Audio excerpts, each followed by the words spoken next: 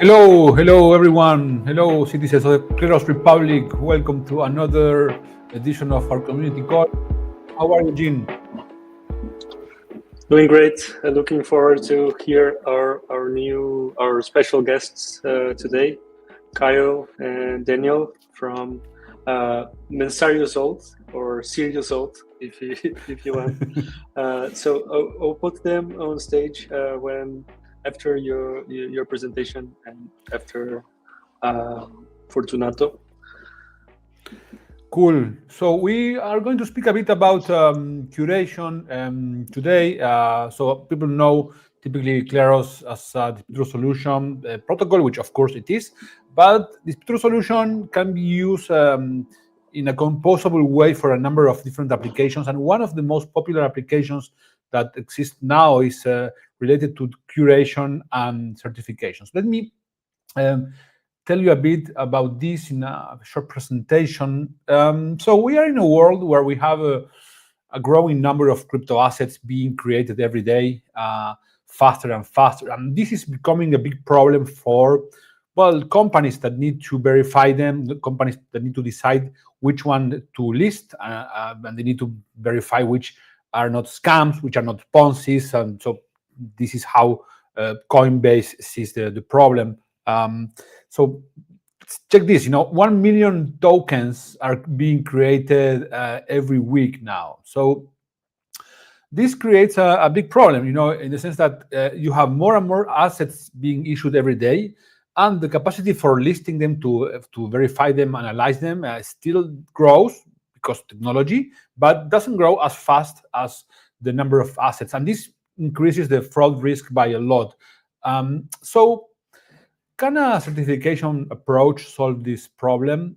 This is the question we asked ourselves at Kleros. And as early as 2019, we developed an app that was called Tokens, which was based on a curation approach, and that worked like this. So it was about people being able to submit their tokens, and then a process that would verify if those tokens comply with some conditions, and certifying those that passed this test.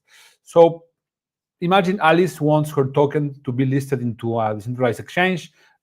She can send the submission filling of form with a deposit, and now anyone can verify if the token complies with the rules or not. If nobody has any objection, she gets her token listed and she gets her deposit back. Okay.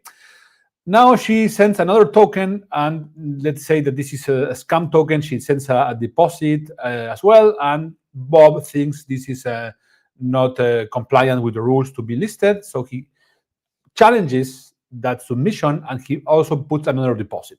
So what happens now is that there is a dispute between Alice, the submitter, and Bob, the challenger, and of course this is going to be resolved by a panel of Kleros jurors who are going to check the rules and vote on who is right. And let's say that the jury thinks that the asset does not comply with the rules to be listed, so rules in favor of Bob, so the token is removed and Bob gets the Alice's deposit. Okay, so this gives incentive for people to be verifying tokens and challenging those that don't comply.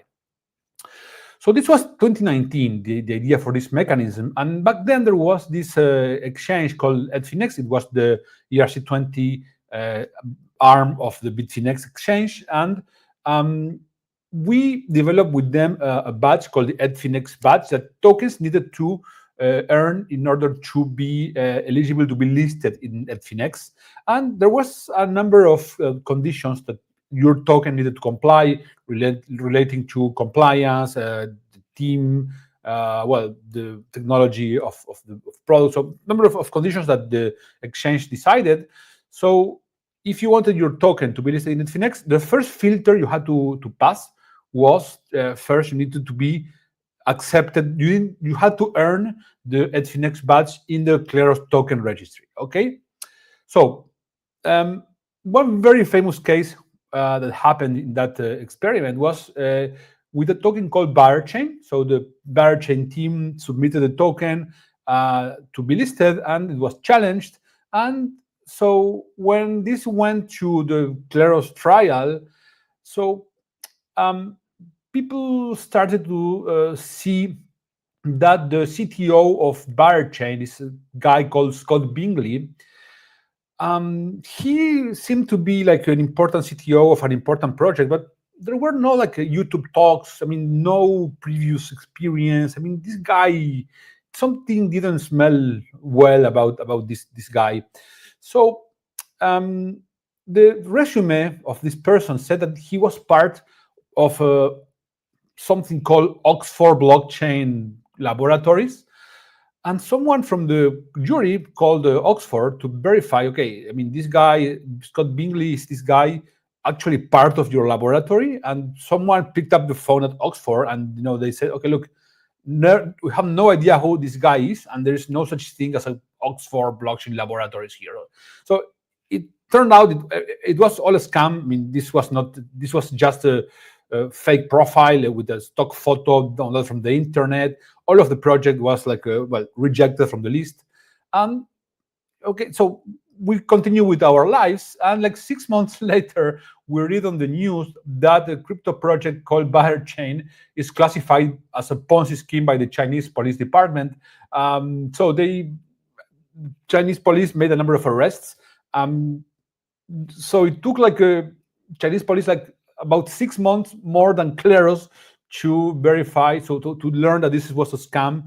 And so imagine how many people maybe got scammed in all of these 6 months until the police learned about it. And so if Kleros had been the police, then this could have been detected earlier. So this is a very graphic way for you to know how this works and what is the problem it can solve. And this is a community-driven process.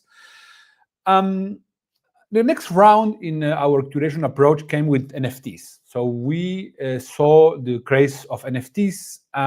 This brought also, as usual, number of theft, fraud, and scams under the new form of NFTs.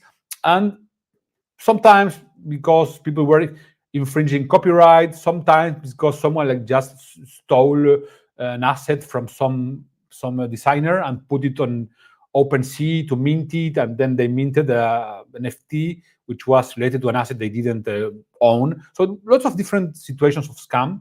So that same approach that we apply to the crypto asset listing could be applied to NFTs. How? Okay, you want your NFT to be listed in some NFT exchange. So you make a submission, you make a deposit. If there is a challenge period during which people can challenge it if they think it doesn't comply with the rules, if they think it's a fake, so people could verify if this is the actual author of the asset, if this person actually has the right to sell the NFT connected to the asset. If nobody has any objection, so this is certified, and then the submitter gets the deposit back. Okay, and now you have you blue check. Okay, now your asset is certified. So let's say now a user sends a fake NFT like this one that was an impersonation of Banksy under the form of a CryptoPunk. So submission with the deposit, challenge, Kleros trial. Kleros decides in favor of the challenger, so the asset is removed from the list, and the challenger gets the deposit of the submitter. So you have already seen how this worked in the crypto asset. This is the same logic, and so this is how you can build a list of certified assets that pass the test. And now people know that if that asset has this blue mark, so it means that it doesn't infringe any of the copyright rules. Okay. If you want to learn more about this, I actually did a talk about this application of curation to NFTs. It was in HTC5. So there you see a Federico with long hair. So you can just check that talk in the YouTube. Okay. Another big category is related to real-world assets. A few years ago, we made a joint research project with the Maker Foundation.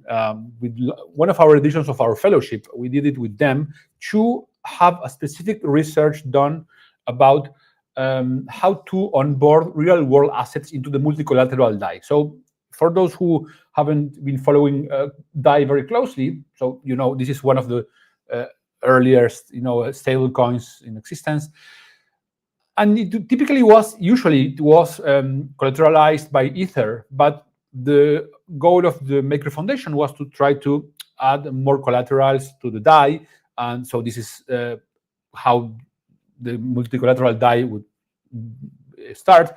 But one of the important things that they wanted to have real-world assets as collaterals, okay? So if you want to have real-world assets as a collateral for some on-chain asset, then you need to have some way to verify that those assets that you are going to put as collateral are actually existing, that this is some scams, because if you start collateralizing a stable coin with non-valuable assets, well, you know how it ends, not good. So there were like a bunch of conditions that Maker DAO wanted to verify in order to verify an asset as acceptable as to become a collateral for the DAI. One was some code requirements, so the code should be secure, etc. The risk profile of the asset should be within certain boundaries, and the asset should comply with some legal requirements, because imagine you have to liquidate the asset, and it's a house. How do you liquidate a house to get the money to collateralize to liquidate? So if this is not acceptable legally, so it could not do. So you could have a process in which you had lots of people who wanted their asset to be collateralized. So those people would have to submit their asset to the list, and then the jury or the challengers and the jury would verify that those assets comply with the rules to be listed as collaterals. And then of that list of acceptable assets, Maker would decide which one would be finally accepted as collaterals. Okay, so this is a great process to filter out what could potentially become millions and billions of submissions of assets that people would want to have as collaterals for the DAI. Okay, if you are interested in this, this is the research that Marvin did. He did a fellowship on the Kleros and Maker process. So in this QR code, you can check the video where he explains and presents the findings. And this is super interesting way to bridge real world assets with the on-chain world. So certification is a market approach to self-regulation, can be used in lots of different use cases, and it can, in the financial industry, can help us solve this problem of this increasing number of crypto assets being made every day, and the regulatory capacity, which doesn't scale as fast as the assets that are issued. So now with this approach, we can actually scale this capacity for regulating the number of assets, because we have people from the community that can scale very fast to verify these growing submissions. Okay, we are currently working on different applications in the organic wine industry. You know already about OpenVino. In the dairy industry, for certifying if some dairy product is or isn't organic. And there is a new approach, a new model within the certifications or curation approach of Kleros called Curate, that brings a number of improvements over the traditional curation model, and this will enable a number of new use cases. And we will have now Fortunato explain a bit more about how this process works. And Fortunato is our product manager for curation. So Fortunato, please, the stage is yours. Go ahead. Thanks, Federico. Hello, everyone.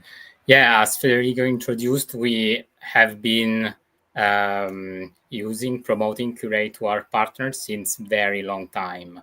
Federico brought examples from Web3, like with Edfinex, or from real-world assets. And throughout the years, all the experiences we collected also allowed us to get a lot of feedback from the community and from our partners. And we realized that in order to cover a wider range of use cases for verification for Curate, we needed an additional version of curation, which is what Federico mentioned, the it's called Stay Curate.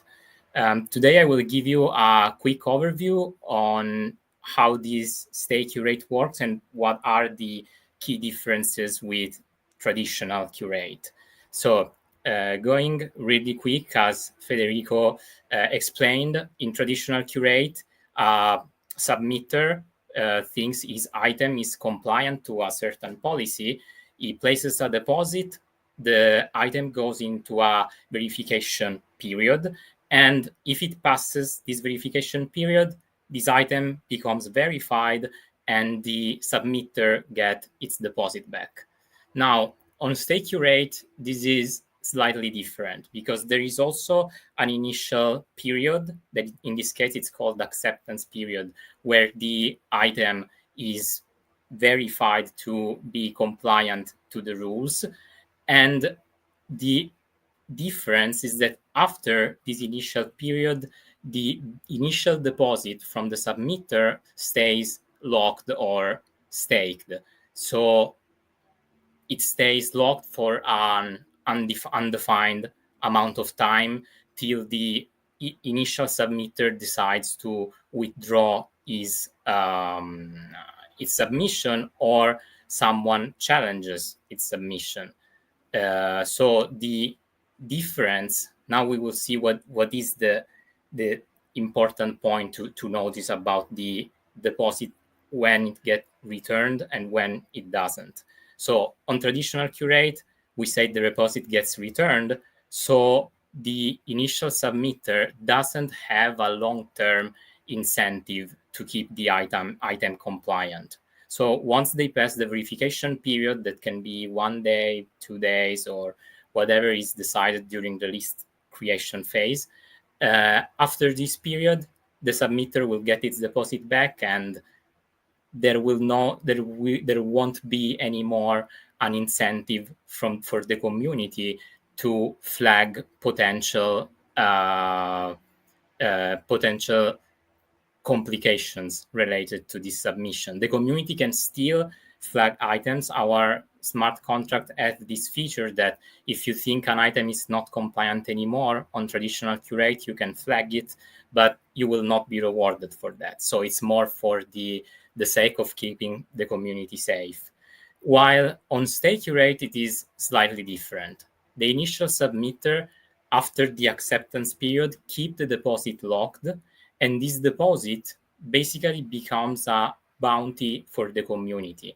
If the submitter doesn't comply by the rules anymore, they will lose the deposit, and this deposit will be awarded as a bounty to the community. So the difference here is that the community has an ongoing incentive to constantly check if the submission is compliant, because the submitter has something that we call skin in the game. So in the moment the item is not compliant anymore, someone can flag it and they will receive instantly a bounty for it. Of course, it will go first through Kleros Court, as Federico mentioned, and it will depend on the ruling. But if the Kleros Court rules in favor of the challenger, so of the community users who finds the problem, this user will get a reward. Now, these, as I mentioned at the beginning, these are complementary use cases. Traditional Curate, it's useful for static items so that they don't change often. As, for example, for real world assets like real estates, imagine that you are verifying through Curate that a certain building, that a certain house or villa is verified to exist and to be in a certain city. Okay, the initial submitter cannot easily change this. So if a building is, for example, in Paris, it will likely be in Paris forever. So it's not needed to have a constant incentive from the community to check that the building is still in Paris. It will be there forever.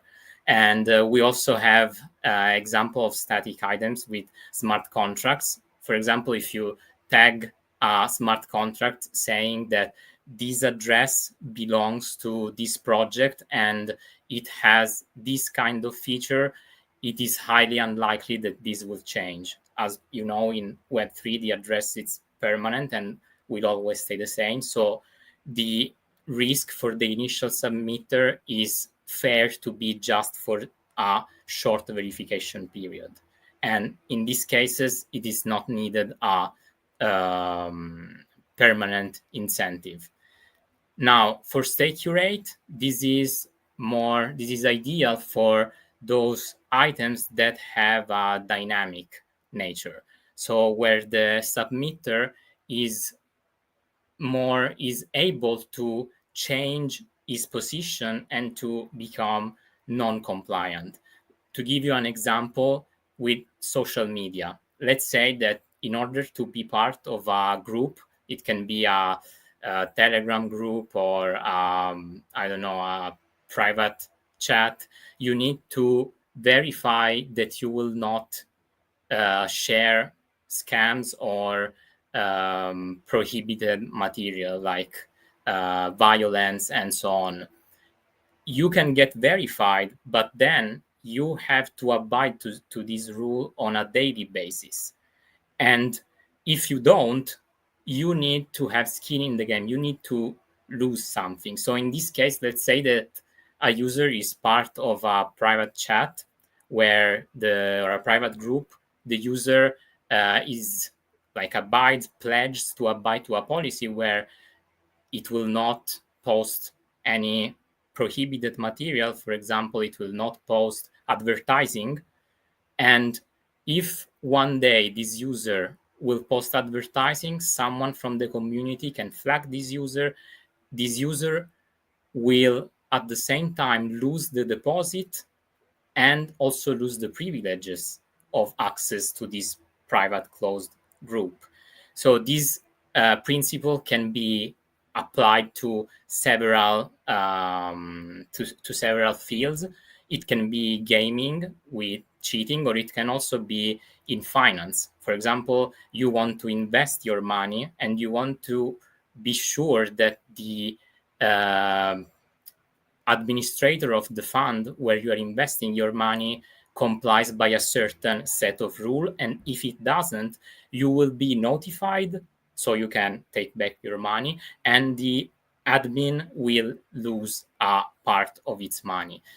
This use case, we already introduced it a couple of weeks ago, with Juan and the DAM project. And today we will also bring another project that will use Stake Curate and this permanent verification. Then this project is called Mensarius Oath, and we have Kyle, who is leading this project. And hello, Kyle. And he will introduce the project, give you an overview of the product. And Kyle, also you can introduce yourself and your background to our community.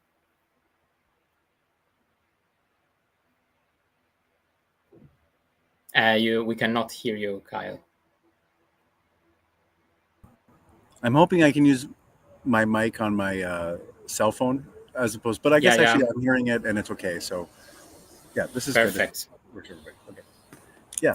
So thanks for inviting me. I'm very inspired by Kleros community at Ixion. We're a law firm that's reimagining what lawyering will be in the 21st century. And it's a digital legal formalization first strategy. So we believe that solidity is legal language. Markup language was invented by Charles Goldfarb as a lawyer for lawyers.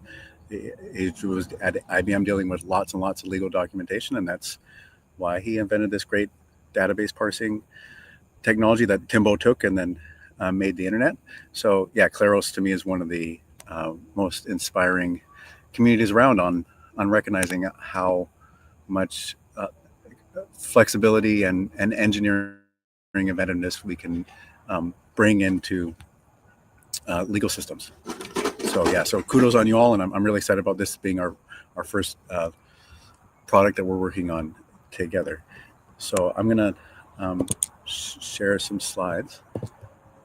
Can you all see them here?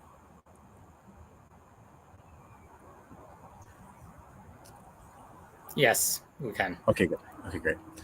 Okay, yeah. So this is what we're calling Mensarius Oath. This is a working title. It's an early days project, with this brand new product that Kleros is doing, this state curate that we've just been listening about. And so it's the pain point here is VC accountability. I've spoken with many people who've had issues dealing with the VC ecosystem, either as founders or as capital providers for VCs, that LPs.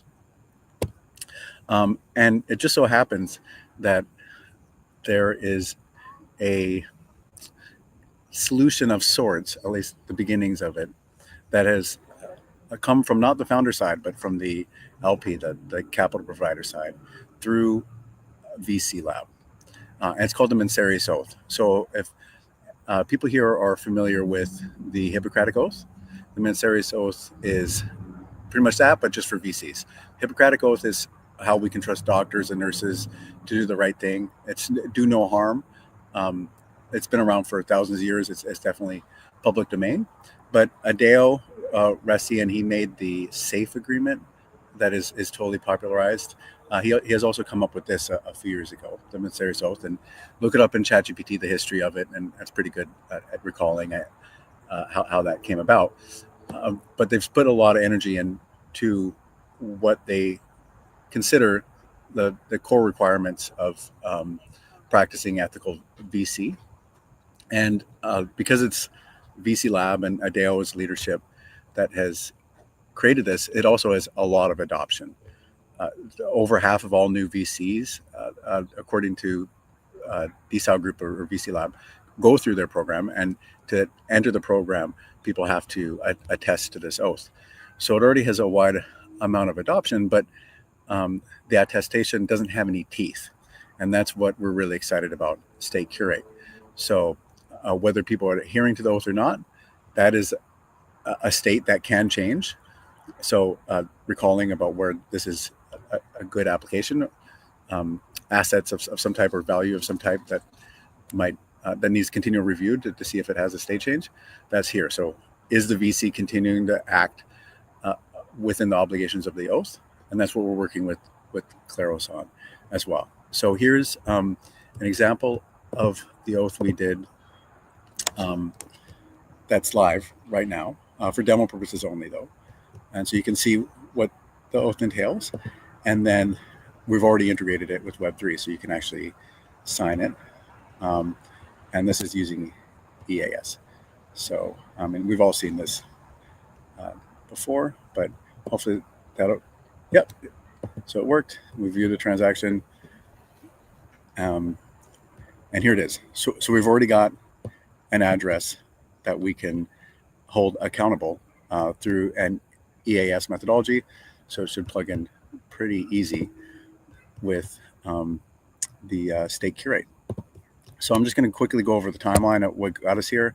So in November 2024, our studio was fact tracked for VC Lab. That ecosystem was really excited about it. And then, yeah, in December to accept it, we publicly tested. So you can look at our social media. We can see that we are following the Mensarius Oath, and you can hold Ixion accountable to that if you see some of our actions are on the line. But then in January, we fast-tracked even more to this first emerging institute cohort. But in February, because I was spending more time in Web3 and making that very clear as part of our thesis, the VC Lab went, these economic models are two different. Kleros, I'm sure, knows about how traditional institutions can be, I think of us, what we're doing, all this innovation as too alien. And so that was what went down. But ultimately, with the kinds of shenanigans that have happened in Web3, arguably, the VC or whatever the capital environment of Web3 is the Wild West and unruly. So we also have created a trustless environment, and so we can hold people accountable in ways that in the past just hasn't been doable, and that's exactly what Kleros is offering here. So in May at Switzerland, we did that EAS attestation thing I just showed you all, and then you can watch the video. It's about 45 minutes or so, really going into the history of it and all that. And then in June, we met with Kleros and floated the idea at Zoo Berlin. And then in July, we hammered out kind of the details at ECC. And now we're here giving the explanation of what it's about. Ultimately, the oath, it's just a social media statement. And by putting up some stake, and we've got a few different ways I think people, VCs and such, will put up stake. But then we've got accountability for the oath, and something that we're going to have to hopefully, we'll do a request for comment at some point, is the criteria for when somebody is adhering to these oath elements or not. Right now, it's way too vague, and for Kleros' methodology, we want to have much more certainty in how outcomes will be before we actually run this product. So there's some work to do before it will be delivered, but please click on this link to find these slides, and then we'll also add some contact details on these slides. Daniel, if you're in the call, try to do that so people can sign up to newsletter and get updates as things go. So thank you all for their time, and happy to answer some questions if there's some availability for that. Yeah, thank you, Kyle. That's awesome. You mentioned a bit about the criteria, which are still a bit vague, but for our community, what are in general the type of criteria you will require from people who want to be in this certified list of VCs? Mostly in general. Yeah. So I think this is going to largely be determined on who's offering that capital pool. I guess people could still use the Kleros system with a low capital pool, so just on more opinionated side of declarations. I think that would still have some value. But what we're planning, the excitement here is what I'm anticipating is there's going to be very large VCs who are going to stake their own reputation. And so we've yet to have conversations with different VCs, so I'm not going to name any right now, but there are definitely a few, especially Web3 VCs, Bitcoin Wealth and such, that should, that's my expectation, that they're going to bring their own capital to that and want to really just have their solo brand be what they're relying on. And then there's going to be these VC incubators of VCs that don't have any track record, and a lot of those VCs don't actually have their own capital. They're getting the capital from the LPs and such.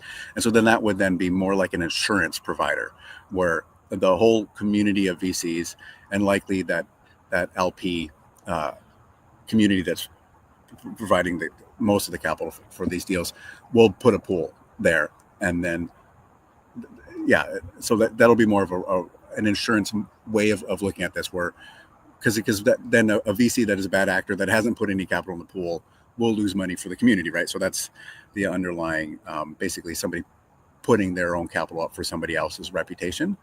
So those are the two main ways we see this building out. But again, even if there's not capital there, giving the signal to the ecosystem about whether VCs are good or bad actors or not could still have some traction on the tooling. We did our ICO in 2018, a bit in the middle of the ICO craze, and back then I would have loved to have like a tool like this one, because we used to be approached by like lots of VCs that wanted a token, but most of them were probably just short-term investors who just wanted to buy and dump as soon as possible. So it's very hard for a project that it's just starting and it's fundraising to, individually verify. Because you can't ask for references for all of the VCs that contact you. And this list, a verified list of compliant, ethical VCs would have been a huge asset in the very early days for us as we were fundraising. So it's great that this is being built with Kleros at the moment. So, yeah. I know looking many forward people, to- yeah, on both sides, again, the capital providers as well as the founders that get the capital, that have had negative experiences with certain bad actor VCs. Again, that's Adeo. He's had such issues. That's why he created the Oath in the first place. So it's very clear this is a common pain point. And then I'm working quite a bit in the network state environment coordination, and that's, to me, even scarier. A bad VC on ICO is, yeah, it's not great. But imagine if it's your town that they've invested in, and that's where your life is. So it's really critical that those VCs, we find some way to hold them accountable, and we can also move faster at deal transactions with them. Exactly, yeah, because if we know that there's some accountability in the back end, we don't need to do so much due diligence, and capital can flow much faster. So yeah, we're using staking and trustless methodology to boost Web3's reputation in the trad finance environment as well. So we might be able to unlock some capital there and TVL it up. Cool. Anyone, I mean, people who want to contact you about the project, where can they do it? Yeah, Ixian.tech.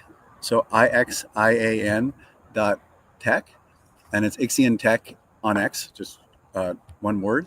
And then We will write it here now. Don't worry. Gene will write it. Okay, thank you. Yeah, we'll also put contacts in that very last slide there. Awesome. Well, Kyle, thank you very much for being in our community call today. And well, the best of luck with the project. And well, we will be in touch for the Stake Curate implementation. Thank you. Thank you. Cool. Well, that's exciting. More things building on top of Kleros. I mean, in the early days, this was really a great tool for us at the fundraising stage, because you didn't know, you were dealing with a guy who contacts you on Telegram, and he tells you he's from XYZ VC, and you have no idea if these guys are money launderers, if they're like narcos, or if they are whatever. So a verified list of, but that's probably one of the reasons why we actually didn't get VC money. So this due diligence process done through the community in a verifiable way, where you as a founder, why one of the VCs was accepted. Everything is traceable on chain. So yeah, it's a great addition to the ecosystem. Okay, moving on. Let's go to William. Are you there? Yes. Hello, William. Hey everybody. Yeah, so Go ahead. thanks.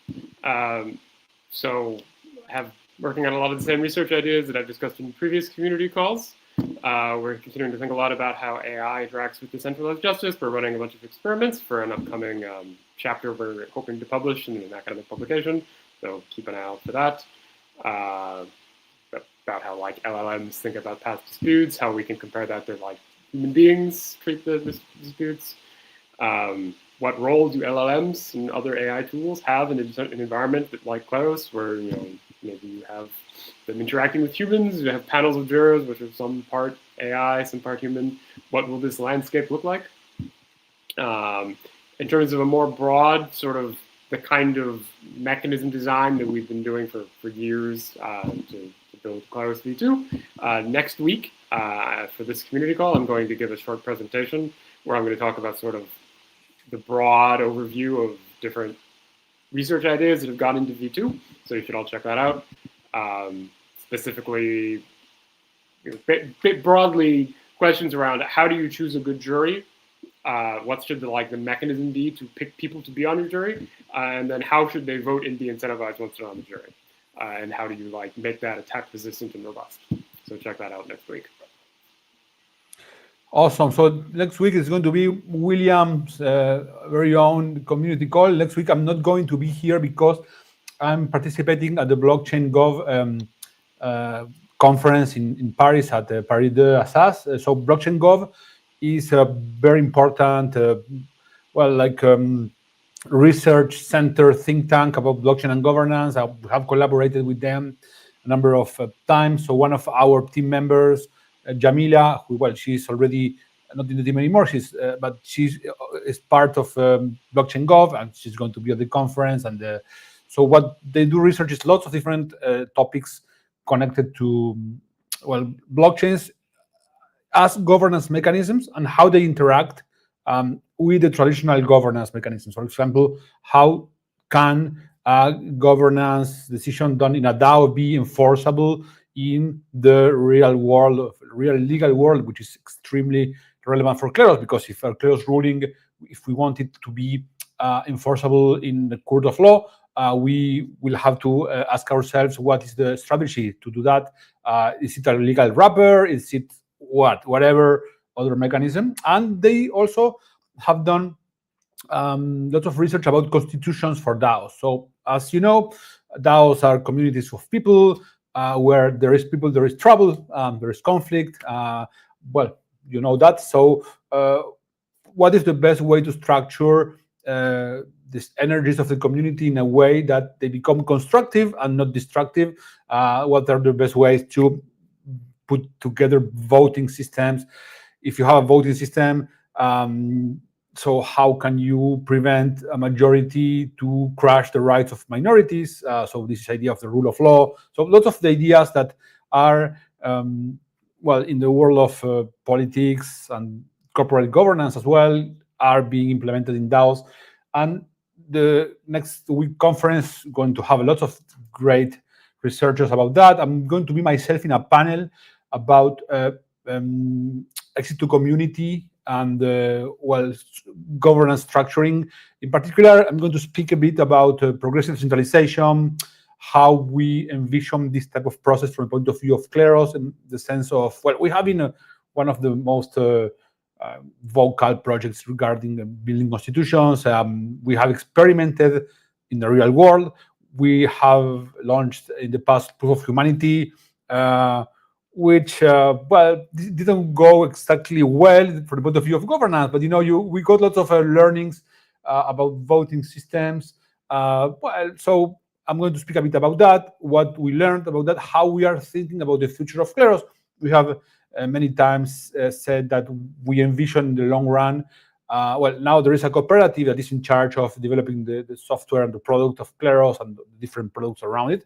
In the future, this should be progressively more and more activities delegated to the DAO. So how to do it is the hard way, but the idea of doing it has been with us since the early days of the project. So yeah, I don't know, William, do you have thoughts about this? Thoughts about the progressive governance and decentralization? blockchains and voting systems. Yeah, I mean, like, there are a lot of commonalities between kind of the collective choices that political organizations make, and all the way from nation states to DAOs, where people are voting and expressing their preferences, and the kind of voting that we use in Kleros, where people aren't actually like expressing anything they prefer to happen. I'm voting to dispute between Alice and Bob. I don't really care whether Alice or Bob wins. I'm trying to, like, the system is incentivizing me to vote for the truth, which is a somewhat different, incentive structure. But nonetheless, there's a lot of commonality between these two situations. So not every learning that we take from the incentive design of like the Kleros protocol can apply to governance or vice versa, but there are common points, and it's interesting to keep in mind the two worlds. I have a comment. Yeah, go ahead, Federico, because last week it was, I think, a very interesting week for digital governance, because there was a prime minister of Nepal that was selected on Discord, on the Discord poll. And it doesn't sound so crazy to make trials on it's not. Yeah, it's definitely not that crazy. And there was a guy from the Ethereum Foundation making some tweets about it, like, well, where are the governance tools? Like, this is the time to implement, because people are needing this. And another interesting thing that happened is that I think there was an AI that was appointed as the finance minister of Albania or something like that. So there's also honestly, if you see the history of Argentina, I would argue that an AI is probably a better finance minister than most of what we had in the past. Who were humans, Yeah, definitely. So I wonder if these will be some topics in the governance conference. Look, when we started Kleros, and even before Kleros, I mean, governance tools need to go where people is. And people are more and more in online applications, online tools. They interact online. So who controls what you can or cannot say in a online platform matters a lot. Elon Musk makes this, extremely clear. I mean, if you control the algorithm that feeds, the what people read, well, you control lots of things. There's one book I recommend always. I spoke a bit about this when we did this event on content moderation at Neuchâtel University. It's called The Outrage Machine. It's about how social media, well, ends up in polarization because the content that is more engaging is the content that produces outrage in people, and then you end up with a division between two.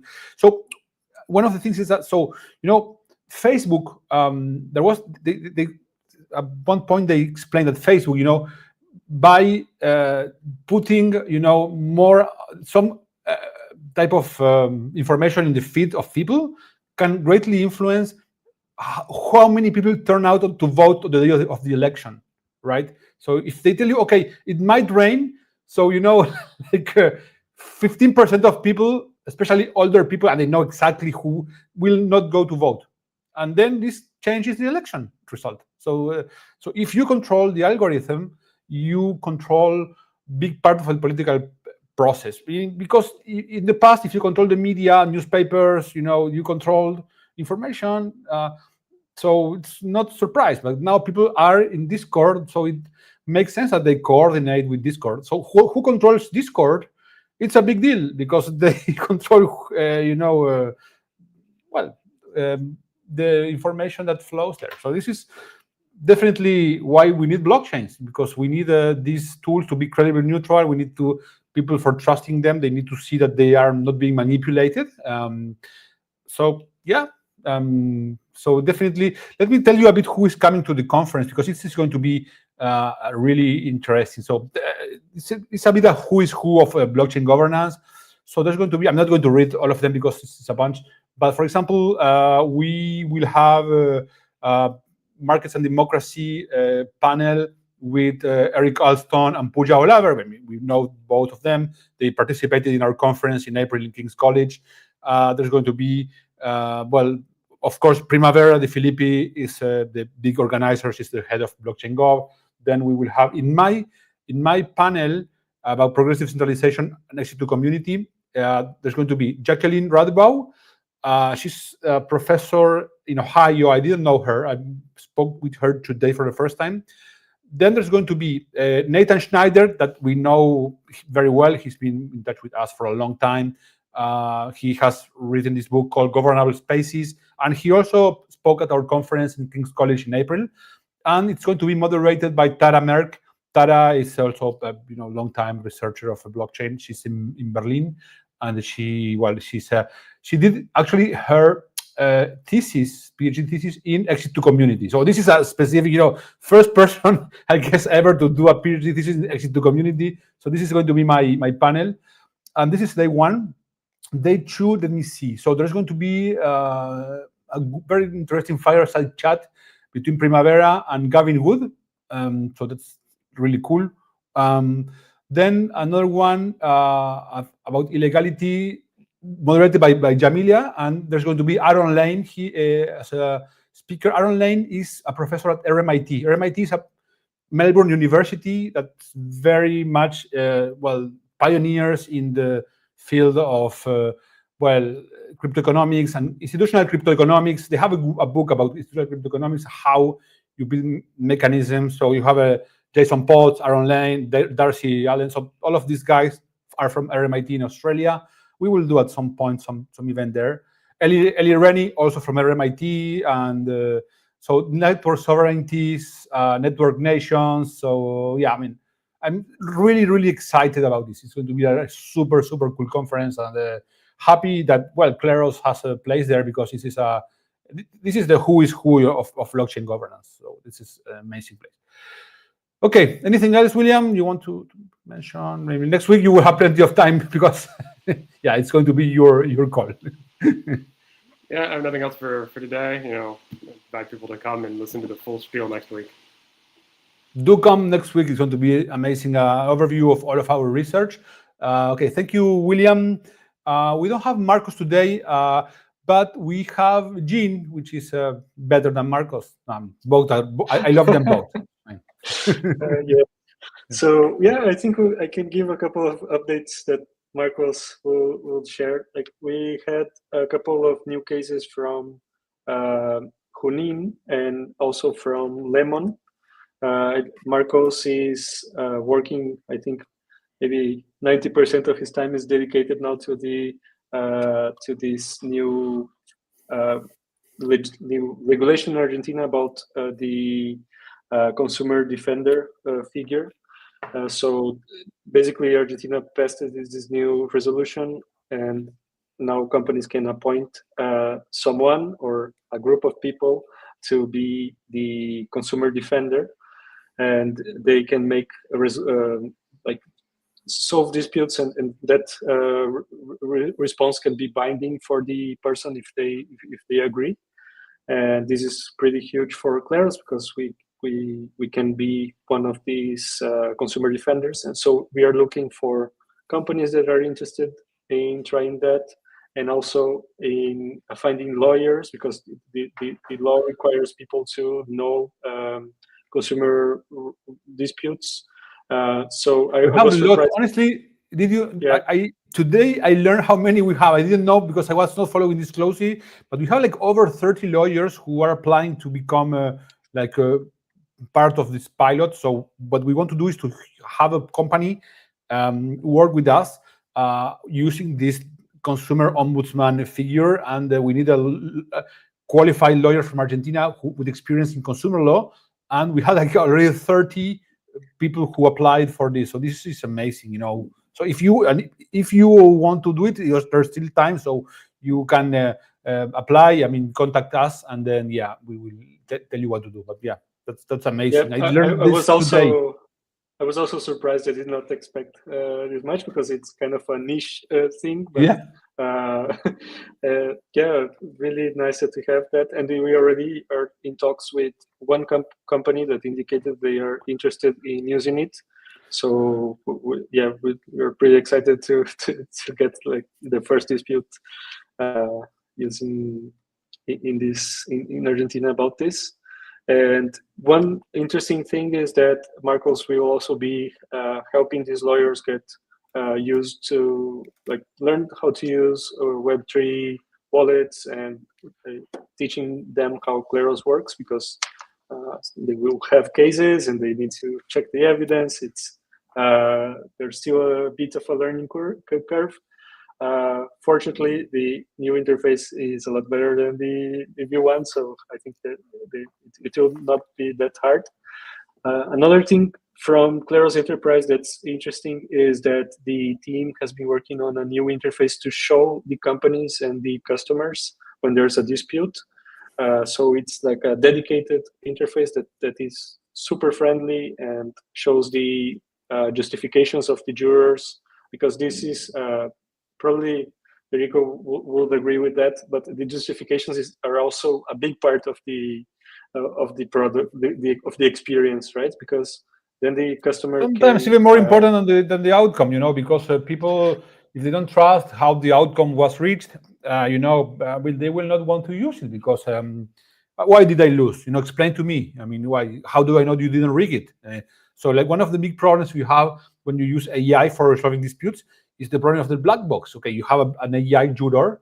Okay, decided A, B, and why? I mean, if they cannot produce an explanation which is like believable for the person who, especially for the person who lost, because the one who won, good, great, but the one who lost needs to understand. So this is why when you have trials and in arbitration, the arbitrator writes reports explaining what are the reasons why some decision is made.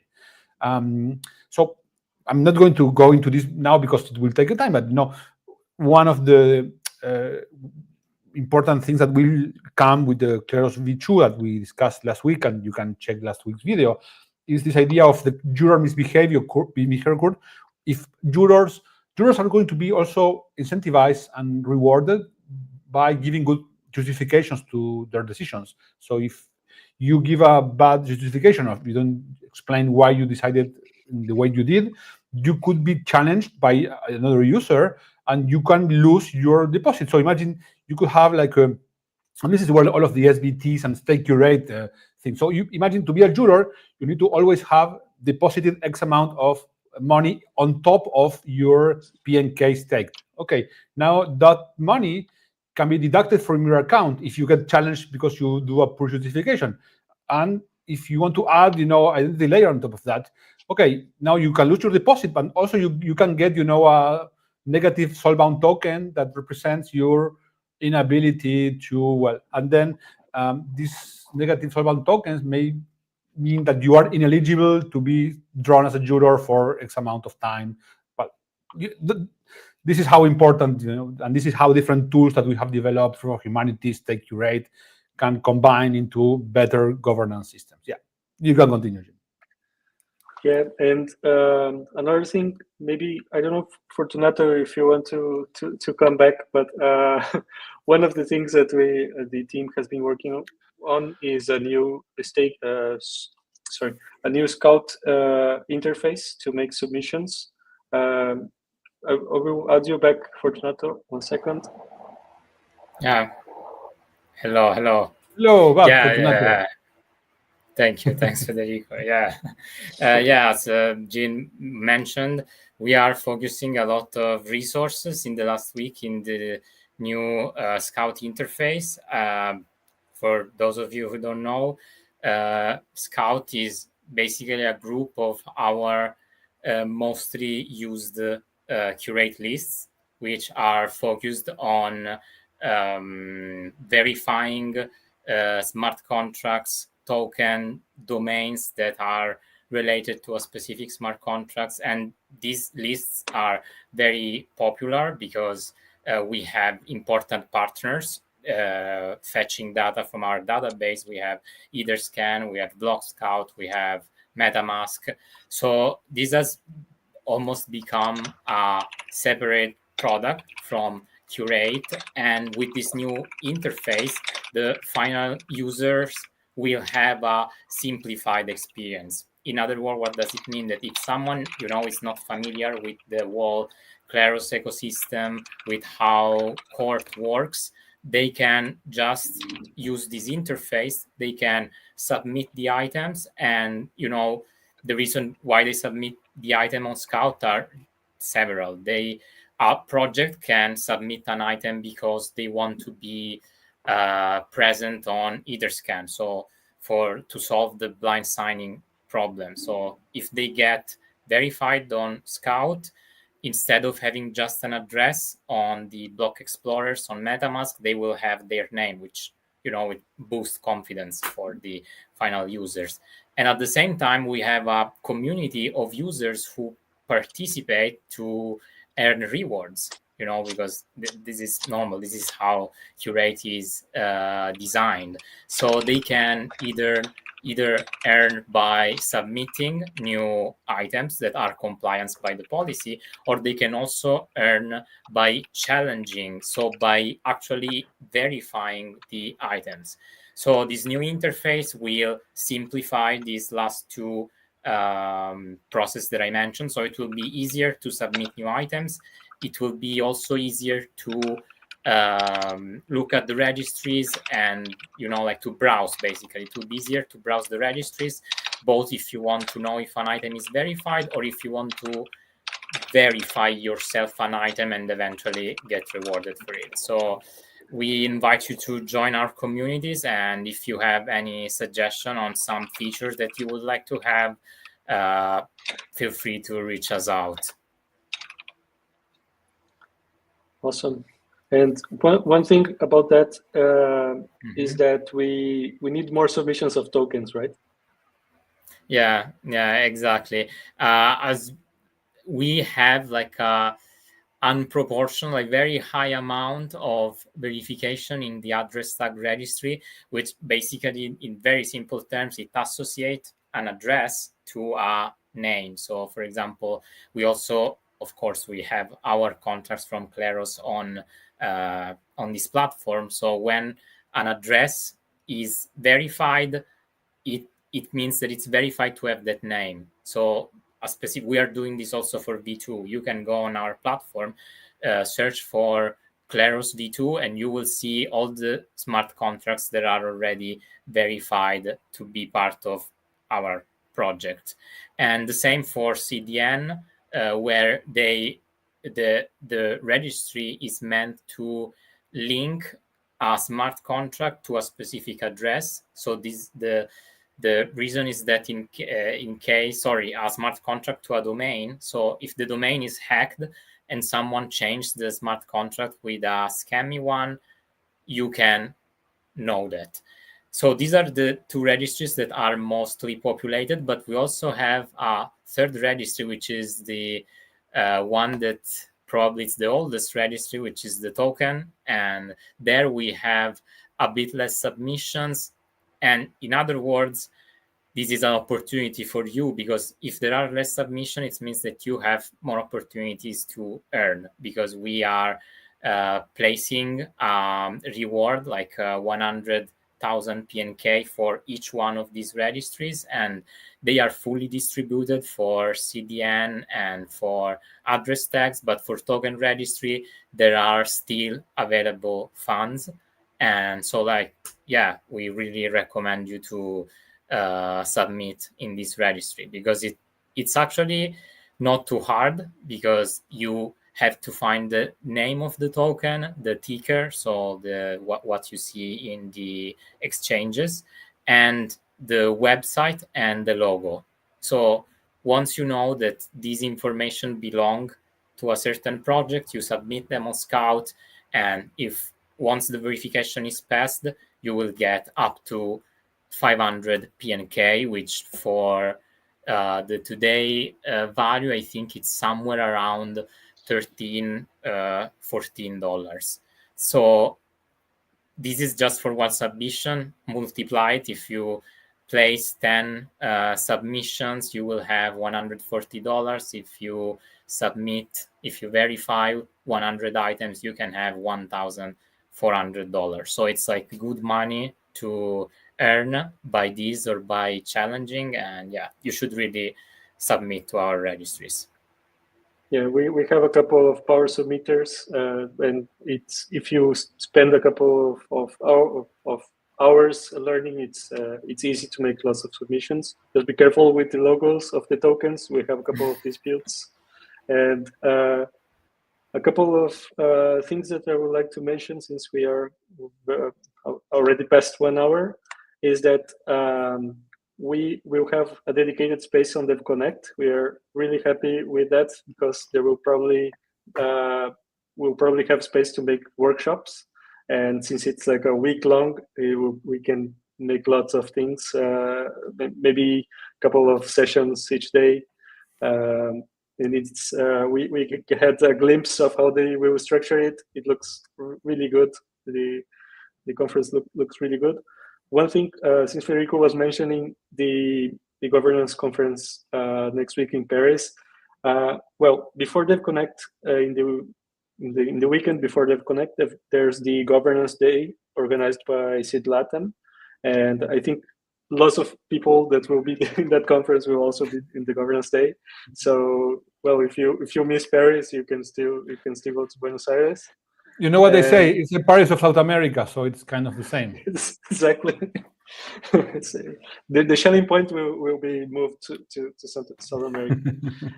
Yeah, and we also have presentations about Futurkey, very likely in this Governance Day, and maybe we'll be even be showing some real life examples by then. So. Really recommend getting saving the spot now. And well, I think maybe the most important thing, so we can finish the call. If not, we can continue for 1 hour more. Is talking about the V2 code freeze and the internal audits, right? Because last week we had JB talking about the V2 updates. If he explained everything, so please watch the talk of last week if you're interested.